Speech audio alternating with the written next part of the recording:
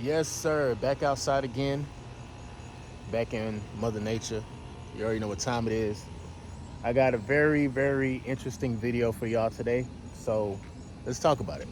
First of all, how you guys doing today? Hopefully, you guys in the right type of vibration, getting to the bag, staying consistent. I'm gonna talk to you guys like it's a FaceTime, or I'm gonna talk to you like it's a lucid dream. Speaking of lucid dreams, the increase of lucid dreams, bro.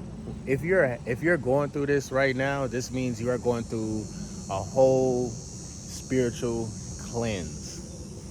Y'all know me when I be having my when I be having my lucid dreams, it's always 12 trying to mess with your boy. It's always 12, bro. It's always the police. I don't know why. I don't know if it's just like me reenacting like a past event that probably happened in my past life, or it's some type of meaning. I don't know what it is, but I do try to document all of my dreams. Last night when I went to sleep, bro, first of all, I made sure that I put myself in the right type of vibration. You feel me? I made sure, and I think that will actually help. Let's say some people who suffer from insomnia, if you have a problem or trouble sleeping, some of the things that you can do is really simple, bro. It's really not like rocket science. Push-ups, no Drake, but like you can do push-ups, or you can organize your room, you can clean up, you can organize papers. That's exactly what I did, bro. I looked into my closet and I realized, like, damn, I got a lot of like paperwork and just like a lot of stuff that I have back when I was living in Florida. I was like, you know what, let me organize myself. Let me go through some of these folders and shit, bro. And sometimes, dog, like when you really do go to cleaning and stuff like that, especially when you do have the time, because mind you, coming up later on in the week, I got a few 12-hour shifts that I'm going to be working. And I'm not gonna lie, working 12 hours, bro, depending on what you doing, boy, that shit there, that could put you in the zone too. I forgot. Like, I always used to be working 12-hour shifts when I was living in Florida. But anyway, so I'm kind of feeding off of the momentum, bro. You stay active, you stay committed to the journey, and you stay patient. Stay patient. Be slow to anger. Be slow to anger. Stay patient. I'm telling you, bro, God will give you everything that you need. Everything will be revealed to you. If you feel like your situation is not moving fast enough, stay patient. So anyway, boom. I clean up, organize myself. I go so hard until I say, you know what? Okay, now I'm quote unquote tired. I decide to go to sleep. Now, I go to sleep. Now, usually, and then this is like when I'm like 2003% sober as well too. So I think a lot of it has to do with sobriety. A lot of it has to do with like just cutting out certain things that I would do for my leisure. So, bro, I went to sleep, and shout out to outside and how these people not people, but the connects or whatever the fuck you call them shits, they be going crazy, especially in the summertime. Like, all I can remember, I wasn't tossing, I wasn't turning. I actually slept like a baby. When I woke up, that's when I realized that, oh shit, I had like two major lucid dreams. The first lucid dream, I was at my house back in Broward County, specifically Broward County. I remember this. Back at the house, I'm with my whole entire family, and a storm comes. Mad lightning strikes start happening. I'm talking about, like, I'm seeing the lightning strikes like outside. I think one of them penetrated inside the house, but it didn't break nothing. It was weird. Of course, it's a lucid dream, so anything damn near could go down in a lucid dream, right? Somehow, some way, I think the storm calms down. My dad decides to go outside, and the storm, all of a sudden, it picked back up. Next thing you know, I hear another lightning strike, and it felt close as hell. And my dad was outside. So I'm thinking like, oh shit, like, damn, that shit was close. Damn, what the fuck? So I say, yo, is that okay? Cause you know what I'm saying? Like, he's outside, I don't know. And then, the rest of the family was in the house. They were like, oh, we don't know. So I look outside and I see my father. He's still like I don't know if he was like, I don't know what the fuck he was doing. I think he was just like cleaning up the yard, some type of yard work he was doing.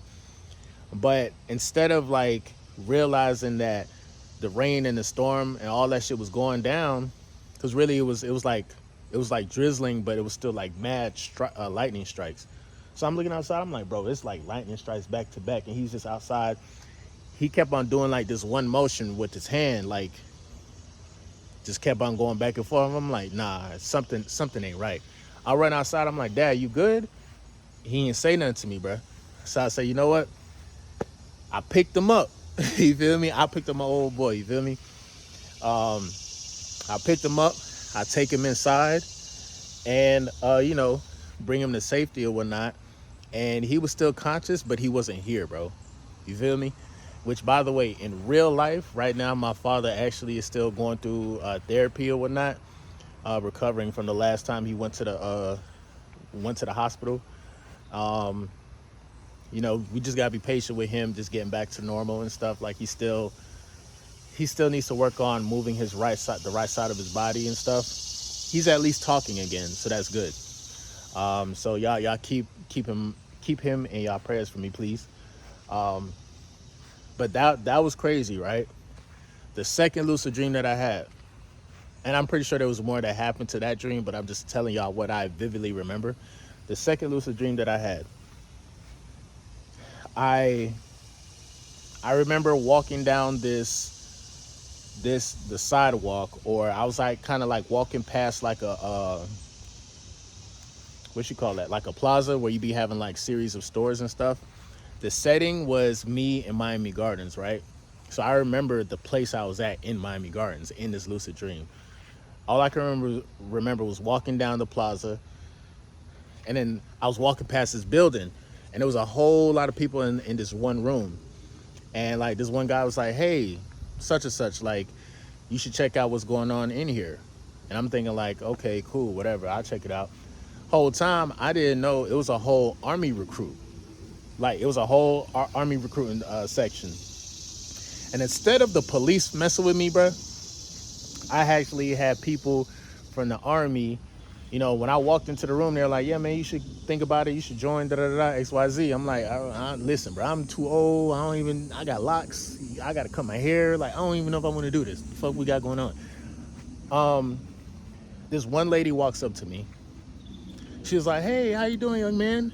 Older woman. She walks up to me, starts talking to me or whatnot.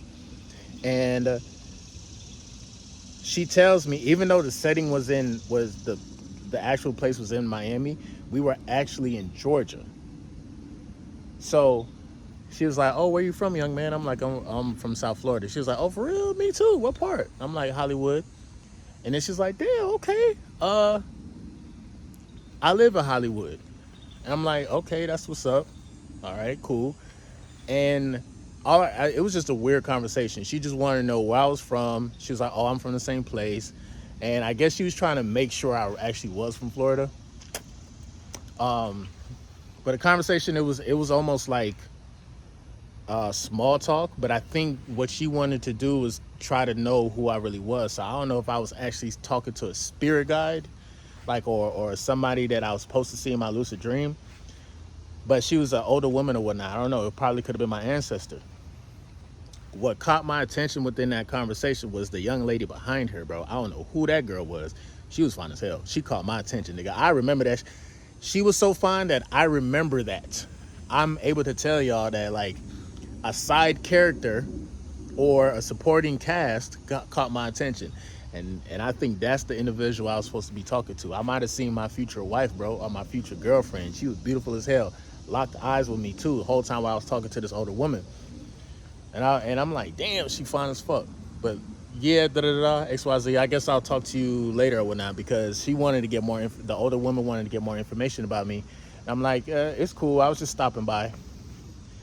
So as I was trying to walk out, I had some dudes still kind of aggressively saying like, yo, man, you should think about coming into the army, XYZ. And I'm like, yo, bro, I'm too old for that shit. Y'all not finna draft me, okay? It's just not gonna happen. And I'm not gonna cut my hair. You know what I'm saying? I walk outside of the recruiting center. As I'm walking out, I see that same young lady that I seen from earlier, like, you know, through the glass window and shit. I see her still looking at me like, you better come back. And I'm like, bitch, I ain't, as long as you in that, I don't even know. Maybe we can see each other in another lifetime. Who knows? I walk outside and I see them training. I see people training how to shoot. So you have people like play with the cannon. It was crazy. It was kind of dope. But I don't know if that was like a symbolic spiritual message for me to say like, yo, there's some real spiritual warriors out here, and they're trying to call my spirit to let me know like, yo, we about to go to war. We about to go to spiritual war for real. That's how I took it low key. And of course, somehow, some way, a fine ass female was around the way, bro. I'm talking about she was bad as hell. I'm talking about like, it was a couple females in there that was bad actually, you know?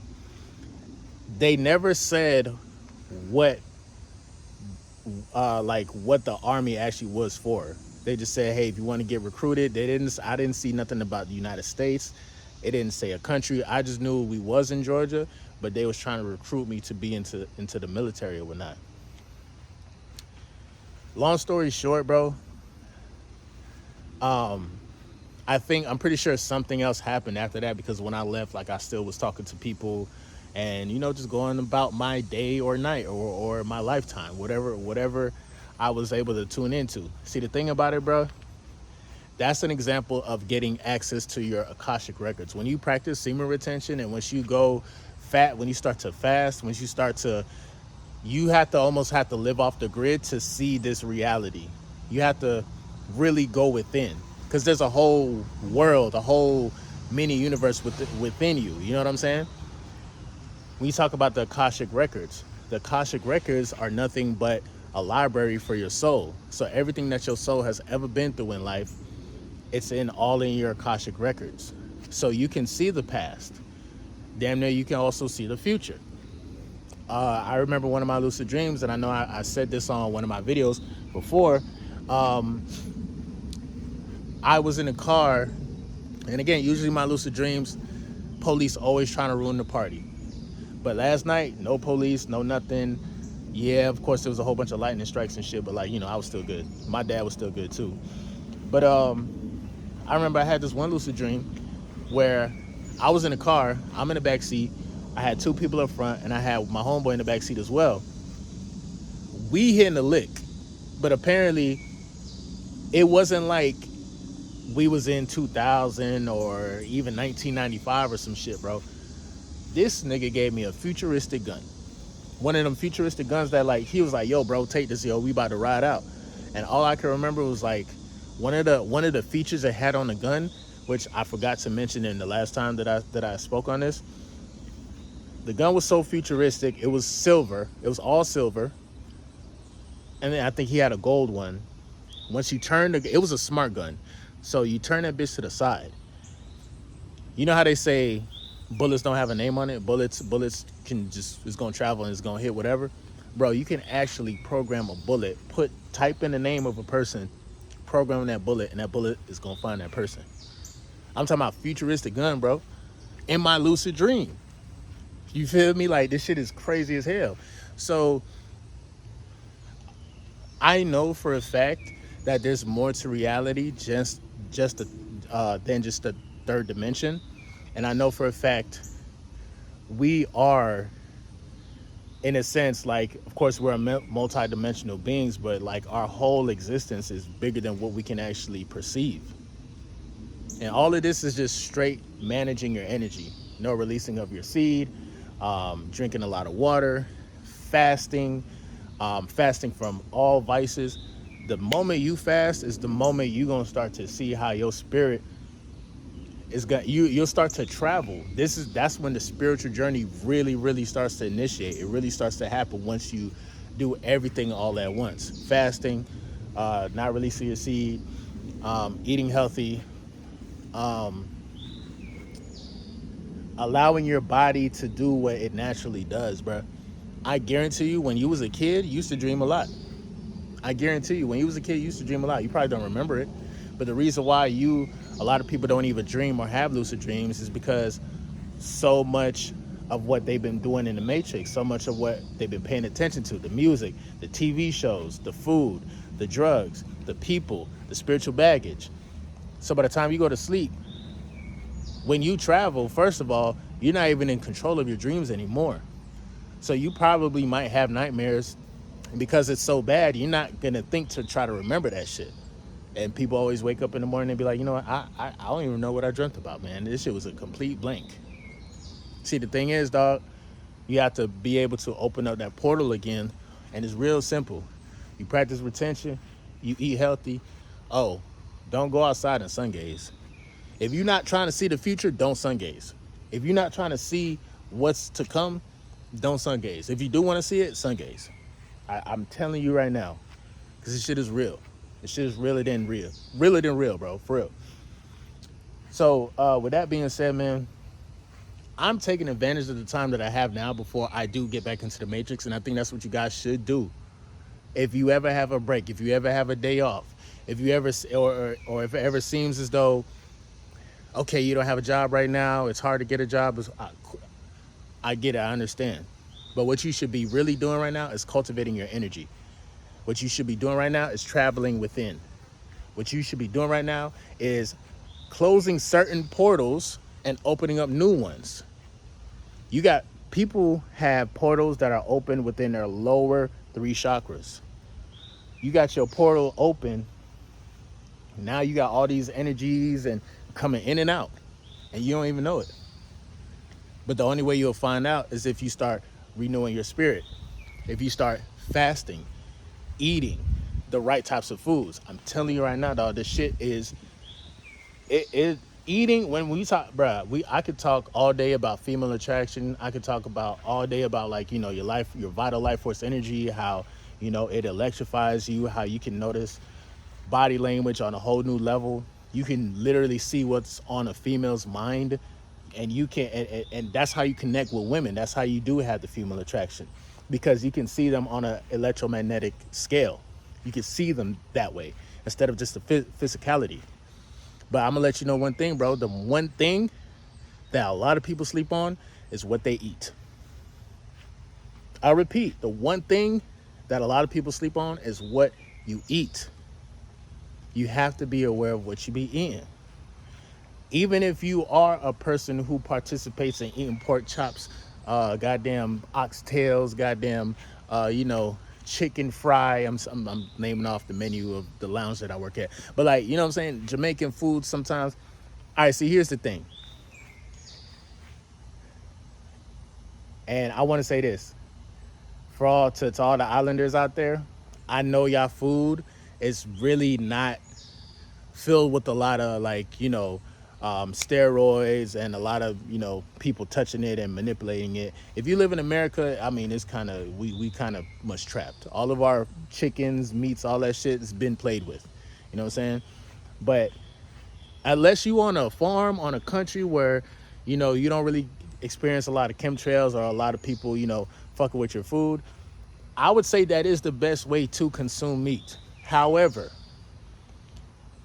and I got to keep it a bean. I just have to keep it real, because if I choose to consume meat, bro, I'm more than likely to feel depressed. Not at the end of me eating, but that same effect could happen 2-3 days from now, and I can go through emotional ups and downs. I can go through the same trauma that a lot of these meats have been put through. I don't know if this shit happens to y'all. Maybe you do a good job of, like, transmuting your energy and acting like, you know, hey, I'm good. It's straight. But I literally have been going through ups and downs because I chose to partake of some foods here and there. But even if, let's say you are still eating meat or whatnot, you don't necessarily have to stop. I would say, I mean, it'll be better. Let's put it like this. If you do stop eating meat or whatnot, and then, or if you take a break every now and then from eating meat, or just fast foods and stuff like that, it allows your body to renew itself. It allows your body to renew its spirit, and you're gonna feel so much better, bro. You're gonna feel so much more cleaner. When you fucking pass gas, you're gonna feel great. The shit won't stink. I be hating my farts after I ate me an oxtail dinner. I'm sorry. Oxtail dinner is fire. I love oxtail. Oxtail, rice and peas with cabbage, goddamn cornbread, um, um, um, plantains, all of that. Plantains, plantain. I don't know why people be saying it differently. But yo, the food be great. But what's happening while I'm eating that food, while I'm tearing up them oxtails, guess what's happening? I'm experiencing an endorphin high. My body is going through a whole euphoric feeling. That's what happens when you do be eating like candies and chicken and stuff like that. And that's why people eat. They continue to eat that because it's an experience.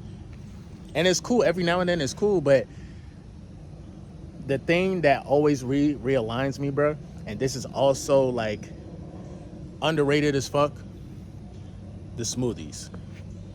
If you can put some berries, blackberries, lemons, and honey, and maybe what else? And coconut water, bro. Or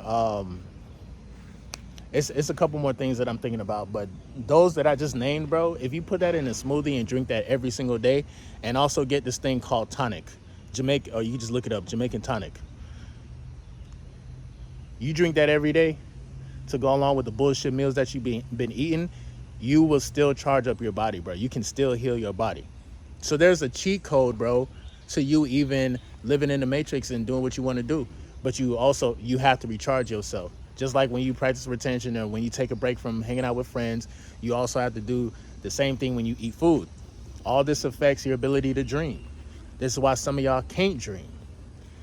Y'all spiritually block so many parts of yourself that when you do dream, what happens is some people get body snatched and get taken off and their energy gets played with. So when you come back into your body, when you wake up, you feel tired as fuck and you don't remember shit.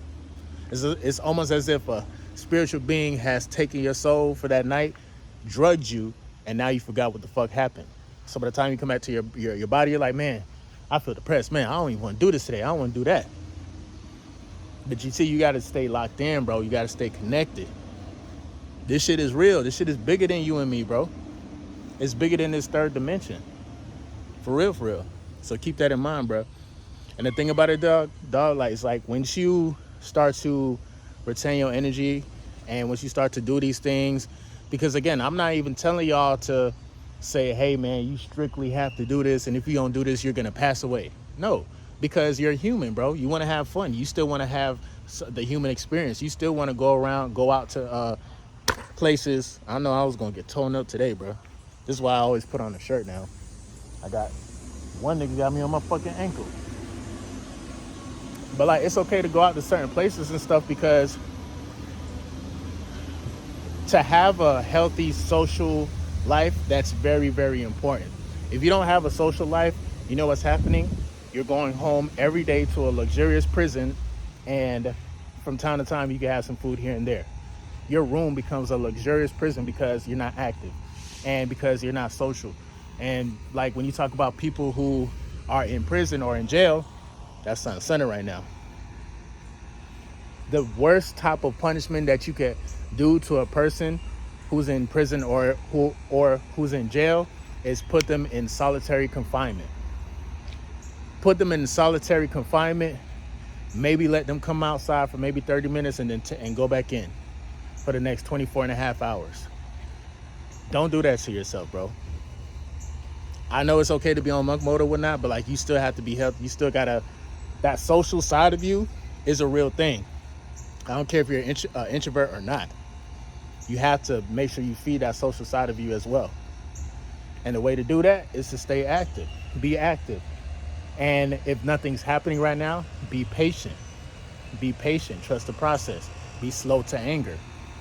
I had a situation not too long ago with the individual. It was funny as hell, but this person asked to borrow something of mine. And I said, sure. But then when I thought about it, I was like, damn, I'm probably going to need it for the week. So I went up to the person. I said, yo, before I let you borrow that, let me use it so I can make what I got to make. And then, you know what I'm saying, I'll give it back to you. The person tells me, oh, I'm sorry, I already took it. What you mean you already took it? She's like, I already took it. It's already at my friend's house. I'm sorry. I'm like, all right, cool. Don't worry about it. Now, for a second, that shit pissed me off. You feel me? It really got me mad. But I was like, you know what? Let me just chill. Let me vibe. Let me be slow to anger. I know my energy. I know how it is. I know I'm electrifying. I know my words hit different. So let me just calm down. Let me just vibe. I chill for a second. They come back up to me. They was like, hey, I got something that could replace it. I was like, yeah, I mean, as long as if it works, it's cool. Let me know. They come back up to me again and they say, oh, I'm sorry, I can't find a piece to it for it to work. So I apologize, but don't worry, I'll have it back to you this day. I'm like, all right, cool, no problem. When the person walked away, bro, I instantly seen regret. I instantly seen shame. I instantly seen like, damn, like, man, like the person, they was like, man, I fucked up. And instead of me saying like, yo, next time say something, or next time let me know, I'm not like, bro, I have to be slow to anger because I know my words hit different, especially when I'm retaining my energy. Instead of cussing the person out, bro, I say, you know what, I'm gonna let you hold that. I'm gonna let you feel that. I'm gonna let you hold that. I'm gonna let you feel that. And because I didn't react in the typical way that most people will react,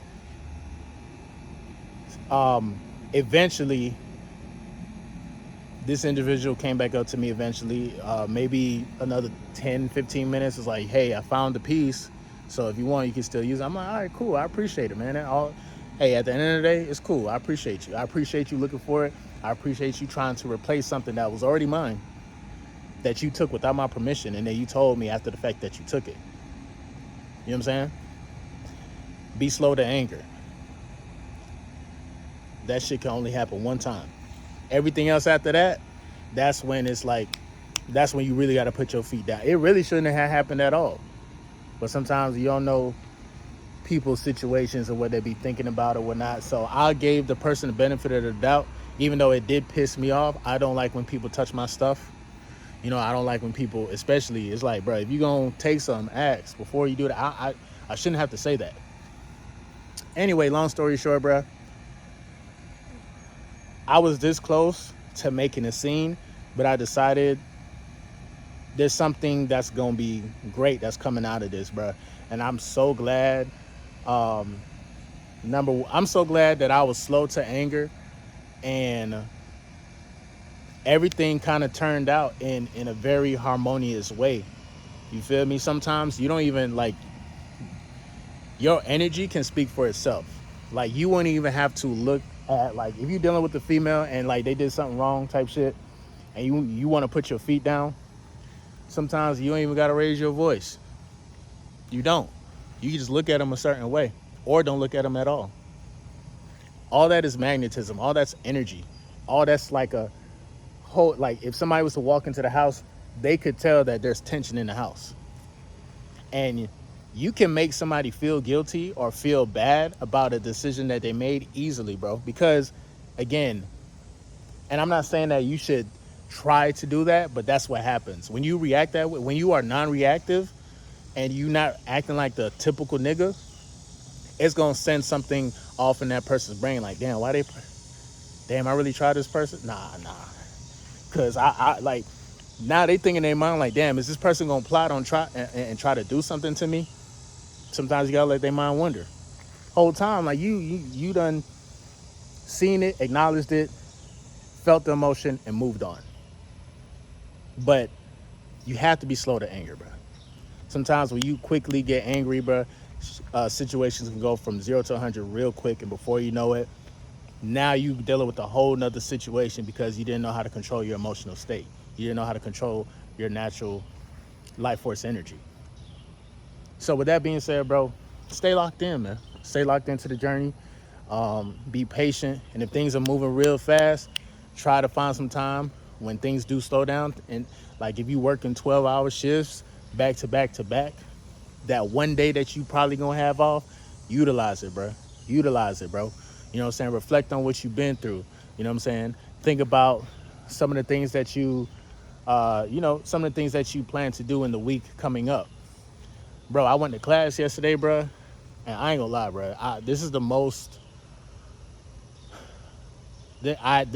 clarity I've had in a very, very long time.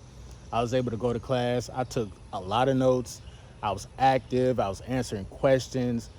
And all because, you know what I'm saying, I had to cut back on a lot of devices that I was still using here and there. I'm not going to lie. You feel me? It wasn't like I was completely sober over the past month and a half. Let me keep it a bean. You know what I'm saying? Sometimes life be lifing. And sometimes you got to deal with going through a situation over and over again until you realize what is the common denominator, what is the common factor that's making me go through what I go through. And once you do the math and you start to subtract that same denominator, watch how your life instantly change, bro. Bro, I woke up this morning. I didn't plan to do a 30-minute video today, bro. I feel great. Today's a good day, bro. And it's going to be a wonderful day for y'all. It's going to be better than my day for y'all, trust. With that being said, man, continue the journey, do what you got to do. Shout out to everybody who be lucid dreaming. Shout out to people who don't dream. Trust and believe you will dream one day. It's important. It's important.